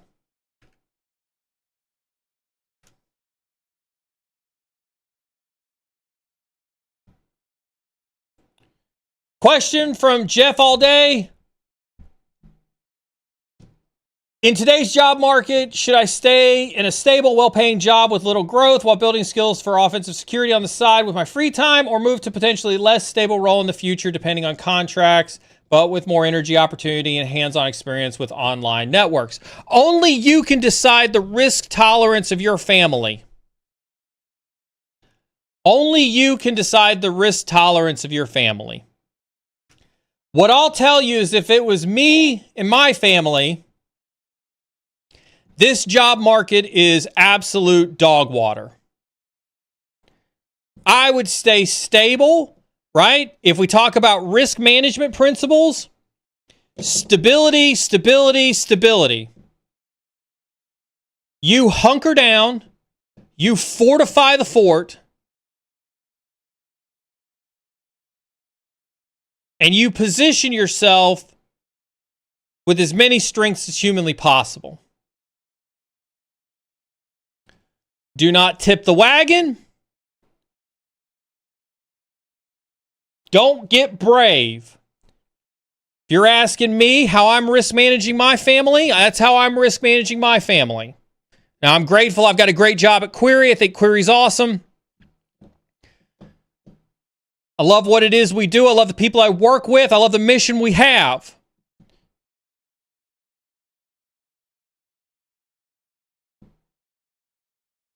But if the situation were different, I'd find every way to do what it was that I needed to do to stay as safe as possible until this economy changed. This is not the time to be brave, in my opinion. Now, that doesn't mean don't keep your options open. Right? Continue to network. Continue to socialize. Continue to people. And be open if the opportunity presents itself and it matches the risk tolerance of your family. That's the important part in today's market, is match the risk tolerance of your family. If you got an opportunity tomorrow because you were out to dinner with some friends and it was a really good opportunity with a really good job and you felt the risk was great, fortune favors the bold. Fortune favors the bold. Right? But don't leave for the sake of leaving. Don't leave because your feelings are hurt. Don't leave because you're underappreciated. Don't leave because you're forced to return to office. Don't leave for stupid decisions. Now's not the time. This is I definitely think this is the fuck around and find out environment. Right? You'll find yourself out just like that. I know you like free stuff, Neal. I do indeed like the free stuff. But what do you think about purchasing books on Humble Bundle or similar site? Remember, just because I am pro-free does not mean that I don't spend money. I would love to have a free car. I know that a free car doesn't exist, and so I went out and bought a new car. Right?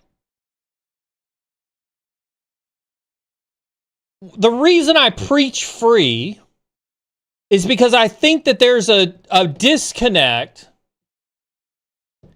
that says you have to spend money to get into cyber. And I hate that mantra.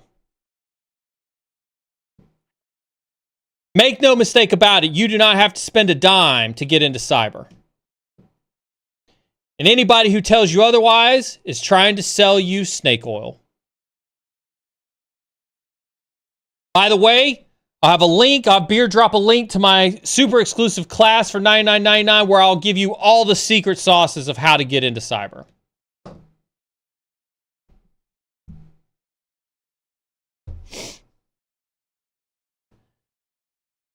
When there is something like, I have a belief that if something is valuable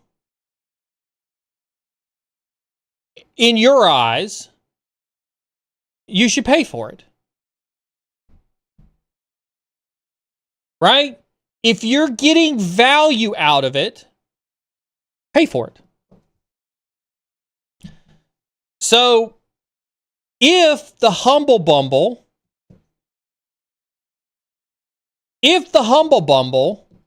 gives you books that you can execute on and learn from and get value out of and help you in a way that you can't get anywhere else, you should absolutely pay for it. I have 2 books down here that I've paid for. I'll show them again just in case you haven't seen them. I don't read a lot of books. Hey, look, Beard, I know where the camera is today, but the books are upside down. That's awesome. Right?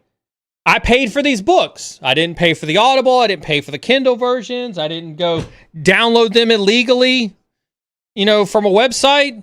I paid for them because they were valuable. Right?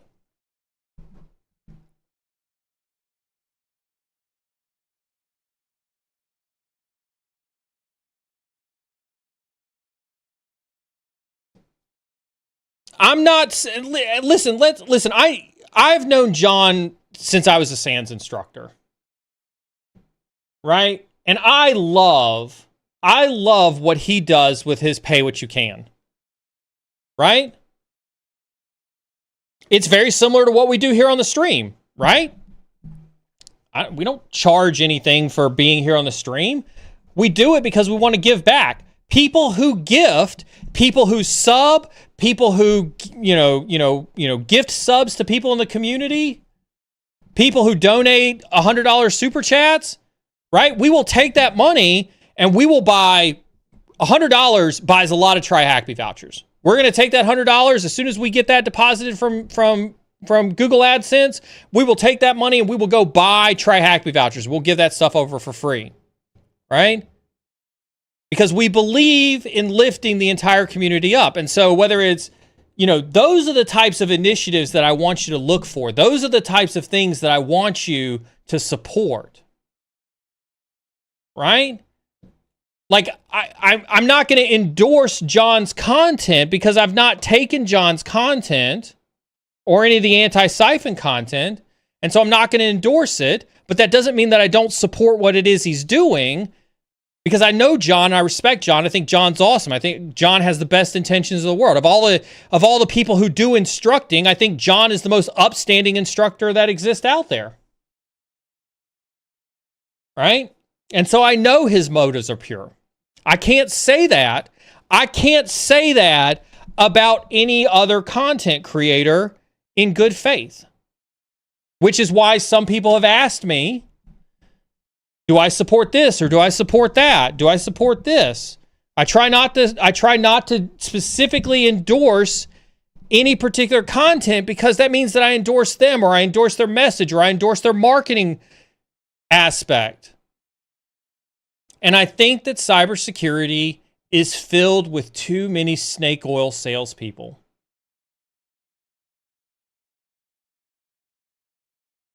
Right? I think cybersecurity is filled with too many snake oil salespeople.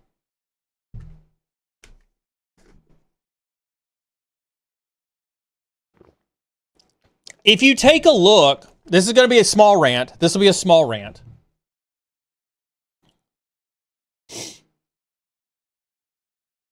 If you look at the cybersecurity industry objectively, and you look at it objectively,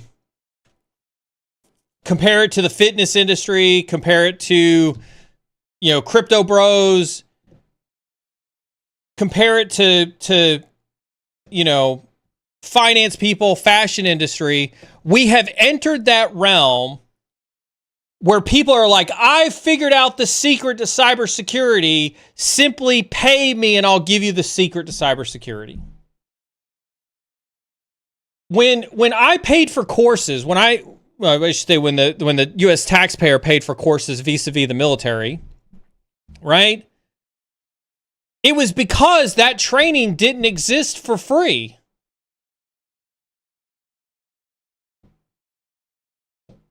Right? And so you had to pay for access because that content was actually super exclusive.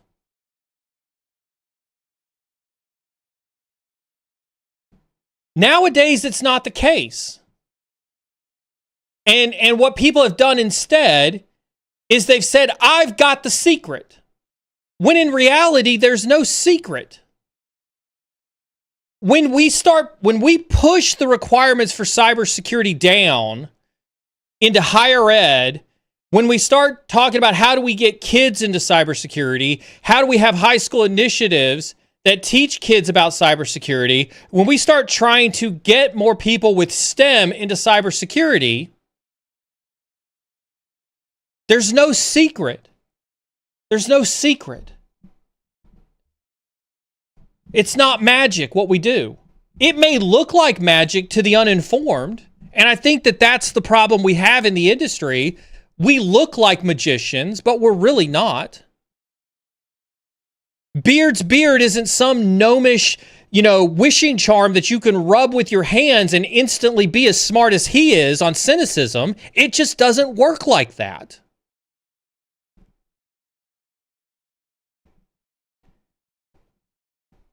But what we've done is we've gone the same route as every other industry where they've got a secret, and if you want to be just like them, you've got to buy my course.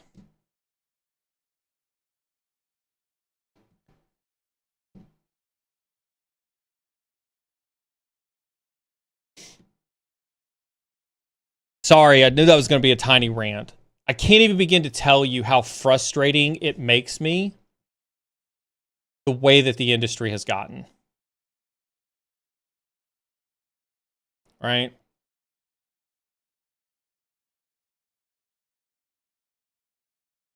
If you find value in the Humble Bumble or No Starch Press or any book for that matter, go buy the book. Go buy the book. My education to you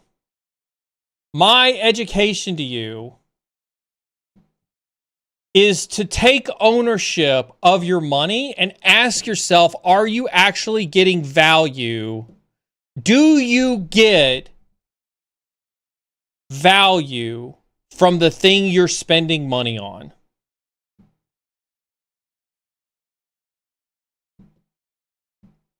If you're not getting value out of it, don't spend money on it. It's easy as that. It's easy as that. My dad always said a fool and his money are soon parted. Absolutely. Listen, the goal of every monetization practice is to separate you from your money.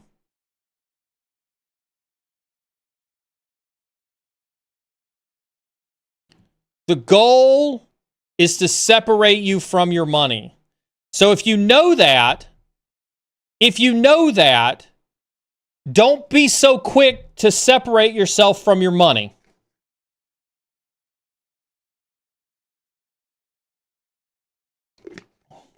Lol.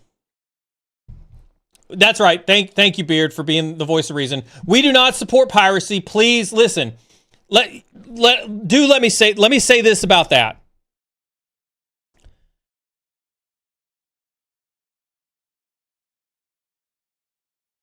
Don't pay for things that are not valuable, but that is not code for pirating it. That is not code for pirating it. Do not pirate. It is incredibly unethical, borderline immoral, and somebody did take their time to put it together. Right?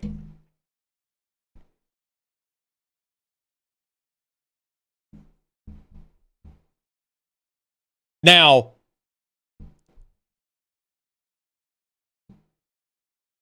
I do believe in fair compensation for fair work.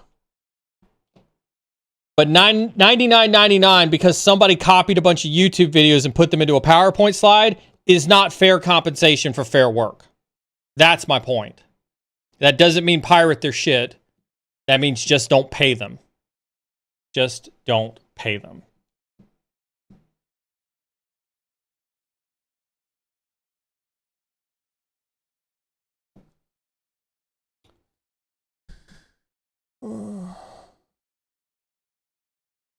Question, what's a good way to get young kids into tech cybersecurity?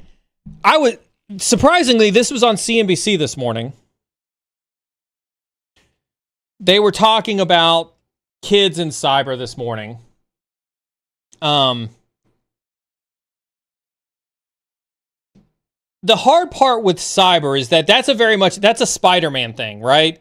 With great knowledge comes great responsibility.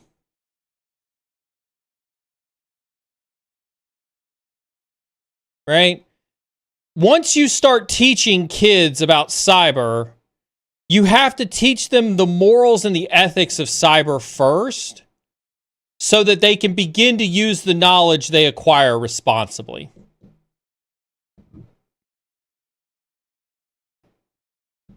Right? Yeah, ethics first, right? You all want to be ethical hackers. The first part of that is ethics. You're in cyber defense because you enjoy protecting organizations from thieves, and you enjoy money, and you enjoy money, but you enjoy protecting organizations from thieves.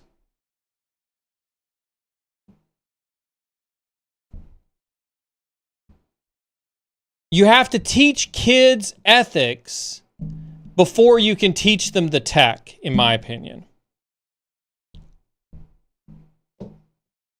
And I think that that's what's... I had one conversation. I attended a conference here in Raleigh one time. And I'd given a talk, and somebody had come up to me after the talk, and they'd worked down here at Duke University, and they were actually an instructor with an ethics background trying to teach ethics to college kids for cybersecurity degrees. And we had a great conversation about how hard it was to teach ethics and cybersecurity to college kids, especially when they had grown up on tech and weren't taught ethics as part of their growing up with tech, right? So yeah, there's a lot of interesting, I think you teach the ethics part of cybersecurity first, so that as you give them the knowledge, they can go out and do awesome things.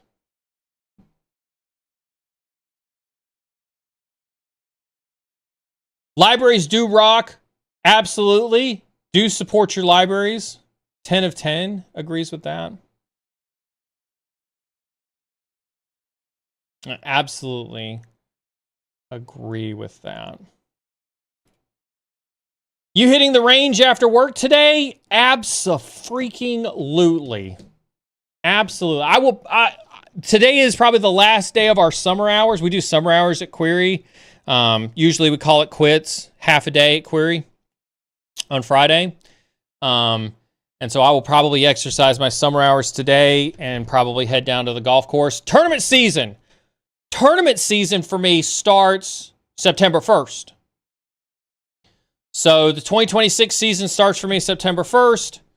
I have a full schedule. I posted the schedule up on X. Hit that exclamation point socials. If you want to get access to my social media accounts.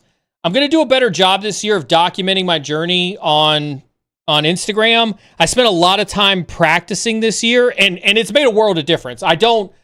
I'm super glad that I did it, but I can also tell you that, I don't feel as rejuvenated as I did the year before when I was playing as much as I did.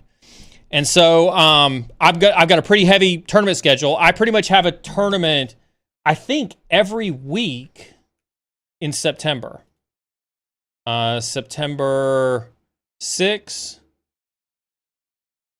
Are we? Yeah, 13, 14. We're in Mount Airy.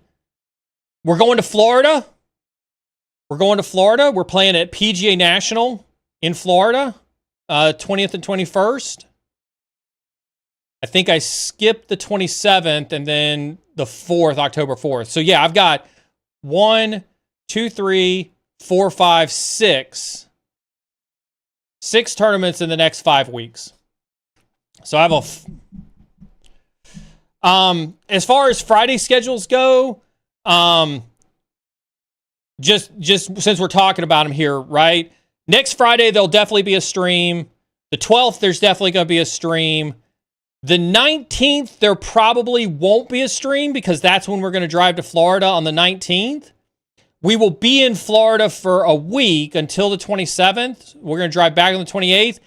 26 may be iffy. I may stream from Florida. We have a very cool Airbnb in Florida that we're staying at.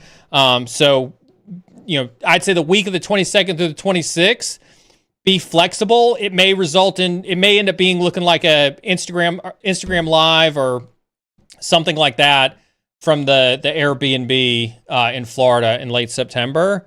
And then we'll be back on a normal schedule. But that's, as we're coming into tournament season, we'll have a lot more dynamic scheduling, as a result of tournament schedules.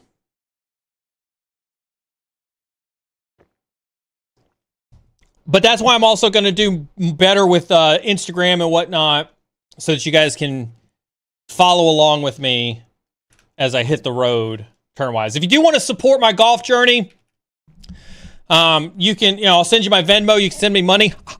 I'm kidding. You guys should know this by now. I'm kidding. The best way you can support me is to support me on my social media channels. I read every DM. And so, those of you who send me DMs on tournament weekends, those little things matter. They mean the world to me. Lunch and Learn email sent. I'm proud of you, Sonic. Way to be forward-leaning. With that being said, I think it's a great way to finish out this Friday. Did you do that or did I do that? Anyway. I think it's a great way to finish out this Friday. Neal reads all DMs. Remember to send feed pics. Nice. Yeah, thanks. No co-working stream today. I'm gonna skip co-working stream today. But I appreciate everybody who tunes in for the co-working streams. We won't stream co-working on Monday because it's a holiday, which means extra golf time.